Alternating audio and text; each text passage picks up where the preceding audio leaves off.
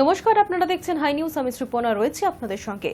রাতভর থানার সামনে প্রতিবাদী ধর্ণা। সকাল হতেই পুলিশের হাতে গ্রেফতার হতে হলো রূপা গঙ্গোপাধ্যায়কে। সকাল 10টা নাগাদ পুলিশের কয়েকজন আধিকারিক বিজেপি নেত্রীকে জানিয়েছেন তাকে গ্রেফতার করা হচ্ছে। থানার সামনে রাতভর ধর্ণার পর বৃহস্পতিবার সকালে রূপা গঙ্গোপাধ্যায়কে গ্রেফতার করল পুলিশ।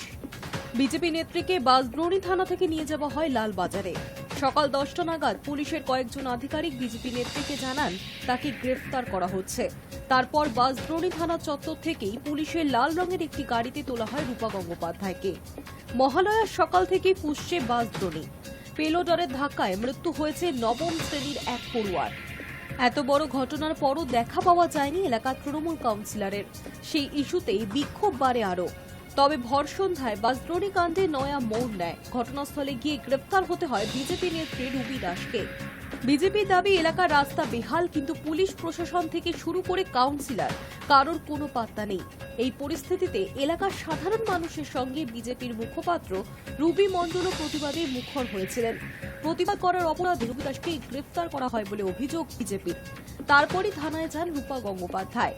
রাতভর থানায় ধর্নায় বসেছিলেন প্রাক্তন সাংসদ। তার বক্তব্য, কোনো অভিযোগ ছাড়াই বিজেপি নেত্রী রুবি দাসকে আটক করে বাঁশদ্রোণী থানায় নিয়ে আসা হয়েছে, কিন্তু ছাত্র মৃত্যুর ঘটনায় অভিযুক্তদের কাউকে এখনো গ্রেফতার করা হয়নি। আর তারপরই সেই ঘটনার প্রতিবাদে বাঁশদ্রোণী থানা ঘেরাও করে বিক্ষোভ দেখাতে শুরু করে বিজেপি। বুধবার রাতে প্রাক্তন সাংসদ জানান, আমি রাতটা থানাতেই থাকবো। সকাল থেকে অভিযুক্তদের ধরতে পারেননি ওরা, তবে আমি আশা করছি ওরা ধরে ফেলবেন। আমি রাতটা থানাতেই থাকছি, ওরা ধরে ফেলবেন। আমার সাথে ভদ্রভাবে ব্যবহার করেছেন কমিশনার, ধরে ফেলবেন নিশ্চয়ই। যদিও সকাল থেকে পারেননি, এতক্ষণ রাত 9:30 অবধি পারেননি, তো আমি জানিয়ে দিয়েছি যে কাউন্সিলরের ছেলে এসে ওদেরকে বার করে নিয়ে গেছে। আমার মণ্ডলের সভাপতিরাই বলে দিয়েছে, আমাদের এখানকার সব ছেলেরাই বলে দিয়েছে, আমি টিভিতেও দেখেছি।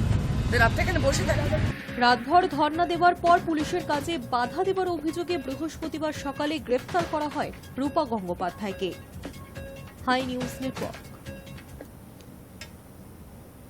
কলকাতা বিশ্ববিদ্যালয়ে ঢোকার আগে তৃণমূল ছাত্র পরিষদের বিক্ষোভের মুখে পড়তে হল রাজ্যপাল সিভি আনন্দ বোসকে। বিক্ষোভের মুখে রাজ্যপাল। কলকাতা বিশ্ববিদ্যালয়ে ঢোকার আগে তৃণমূল ছাত্র পরিষদের বিক্ষোভের মুখে পড়লেন রাজ্যপাল সিভি আনন্দ বোস। বৃহস্পতিবার কলেজ স্ট্রিটে বিশ্ববিদ্যালয়ের মূল ক্যাম্পাসে রাজ্যপালের গাড়ি যখন ঢুকছে, সেই সময় রাস্তার দুধার থেকেই গো ব্যাক স্লোগান তোলেন টিএমসিপির সদস্যরা। দেখানো হয় কালো পতাকা।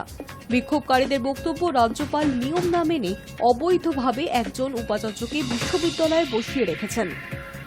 উল্লেখ্য, বৃহস্পতিবার পিএইচডি ডিগ্রি প্রাপকদের হাতে মানপত্র তুলে দেওয়ার অনুষ্ঠানে যোগ দিতে বিশ্ববিদ্যালয়ে যান রাজ্যপাল।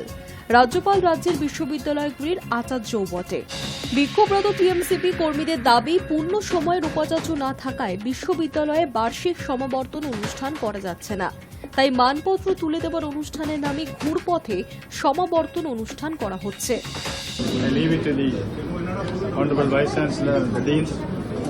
Decide on the convocation. Certainly that will be helpful. Any other question? So another thing that the junior doctors of RGR junior doctors, they have started again cease work. That they are saying that their demands are not fulfilled, so they will continue with cease work. I expect the government to find a solution to this and to give them justice. That is the duty of the government. So students are showing a black flag in the front of CU gate. When you are entering,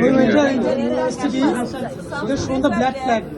Some students were there outside the gate and they were showing black flag to you when you were actually entering the campus. Black flag is welcome. That's a way of protesting. In democracy, anybody can protest. Let them protest. They're a supporter of a political party, a student wing of the governing power. Political parties are a part of democracy. They have a right to protest. They can choose which way they should protest. Thank you, sir. Thank you, sir. There is one thing which you have missed out. Growing incidents of starvation death does not bring credit to anybody down the line. It's the responsibility of any civilized society, civilized government, to see that the life of its citizens are protected. Starvation death is on the increase in Bengal. It's a very alarming situation which has to be faced proactively, effectively. মুষ্টিমেয় কয়েকজন অধ্যাপক বাদে বাকিদের বিশ্ববিদ্যালয়ের ভিতর ঢোকার অনুমতি দেওয়া হচ্ছে না বলে অভিযোগ তাদের। প্রসঙ্গত বুধবারই এক বিক্ষোভ কর্মসূচির ডাক দিয়েছিল রাজ্যের শাসক দলের ছাত্র সংগঠন। বর্তমানে কলকাতা বিশ্ববিদ্যালয়ের ভারপ্রাপ্ত উপাচার্য পদে রয়েছেন শান্তা দত্ত।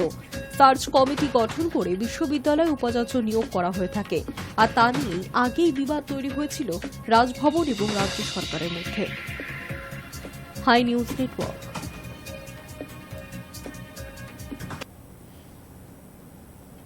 সাত সকালে হাসপাতালে অপারেশন থিয়েটারে আগুন। চন্দননগর মহকুমা হাসপাতালে অপারেশন থিয়েটারে আগুন লাগার ঘটনায় চাঞ্চল্য ছড়ায় হাসপাতাল চত্বর জুড়ে।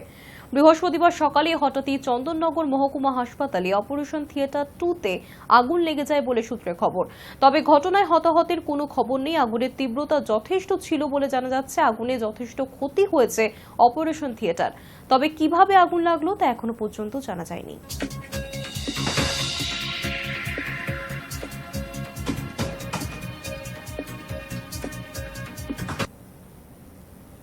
দৃষ্টিহীনদের দৃষ্টি ফেরালো বিধায়ক। দেবীপক্ষের সূচনায় চোখের দৃষ্টি ফিরে পেয়ে দশভুজার আরাধনায় মাতবে দৃষ্টিশক্তি ফিরে পাওয়ারা।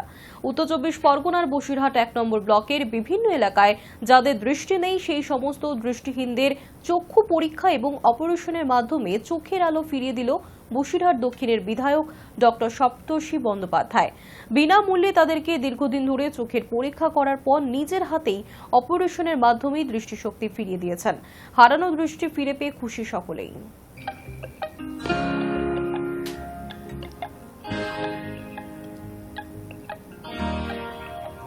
দেখুন, আমরা প্রান্তিক একটা ছোট্ট এলাকায় বসবাস করি। সরকার আমাদের অনেক সুযোগ সুবিধা দিয়েছেন, তৎসত্ত্বেও আমাদের গ্রামের অনেক মানুষ আছেন যারা দূরবর্তী স্থানে গিয়ে মেডিকেল কলেজে গিয়ে বা গভর্নমেন্ট হসপিটালে গিয়ে তাদের পক্ষে চোখের অপারেশন করা সম্ভব নয়। তাই জন্য মাননীয় মুখ্যমন্ত্রী আমার নেত্রী মমতা বন্দ্যোপাধ্যায়ের উদ্যোগে আমরা ব্যবস্থা করেছি প্রত্যেক সপ্তাহে 2 দিন করে আমাদের বসিরহাট 1 নম্বর ব্লকের বিভিন্ন অংশে আমরা একটা বিনামূল্যে চক্ষু চিকিৎসার জন্য তার শিবির করছি এবং সেখান থেকে আমরা মানুষজনকে বিনামূল্যে তুলে এনে অপারেশন করে তাদের বাড়িতে পৌঁছে দেওয়ার ব্যবস্থা করছি। একধারে তাদের সুস্থতার পরিমাণ আমাদের যেমন বাড়ছে, তার পাশাপাশি মানুষের স্বাস্থ্যের সাথে মানুষের মানসিক শান্তি এবং মানুষের আশীর্বাদ পাওয়ার জন্য দুর্গাপুজোর আগে আমরা গরিব মানুষের হাতে যেমন এক সময় বস্ত্র তুলে দিই, গিফট তুলে দিই, আমরা চাইছি গরিব মানুষকে, সাধারণ মানুষকে, বাংলার মানুষকে চোখের আলো ফিরিয়ে দিয়ে তারা যেন মা দুর্গার দর্শন করে তারা তাদের পূর্ণ তৃপ্তি লাভ করে এবং আমাদের প্রতি মানুষের যেন আশীর্বাদ বর্ষিত হয় এবং আমার নেত্রী মমতা বন্দ্যোপাধ্যায়ের প্রতি যেন মানুষের আশীর্বাদ বর্ষিত হয়। অবৈধভাবে ভারতে প্রবেশ 3 বাংলাদেশি সহ এক চোরাই মদ কারবারিকে গ্রেফতার। পুলিশ সূত্রে জানা যাচ্ছে বাংলাদেশ থেকে অবৈধভাবে স্বরূপনগরের বিথারি সীমান্ত থেকে ভারতে প্রবেশ করার সময় বিএসএফ এর 143 নম্বর ব্যাটালিয়নের সীমান্ত রক্ষী বাহিনী তাদেরকে আটক করেছে। কোনো বৈধ নথিপত্র দেখাতে না পারায় বিএসএফ ওই 3 জন বাংলাদেশিদের স্বরূপনগর থানার পুলিশের হাতে তুলে দিয়েছে। পরবর্তী আইনি পদক্ষেপের জন্য ধৃত 3 জনকে বসিরহাট মহকুমা আদালতে পেশ করেছে স্বরূপনগর থানার পুলিশ।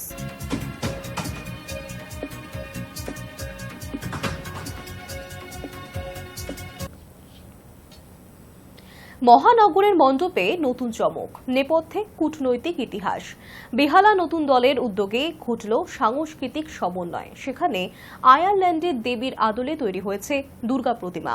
থিমে ফুটে উঠেছে ভারত আয়ারল্যান্ড সুসম্পর্ক। দেবীকে দেখুন, আমাদের চিরচেনা মাতৃ প্রতিমাকে একটু যেন অন্যরকম লাগছে না? ঠিক ধরেছেন, সুদূর আয়ারল্যান্ডের হাওয়া লেগেছে বাংলার মণ্ডপে। সুনির্দিষ্ট করে বললে বেহালা নতুন দলের মণ্ডপে।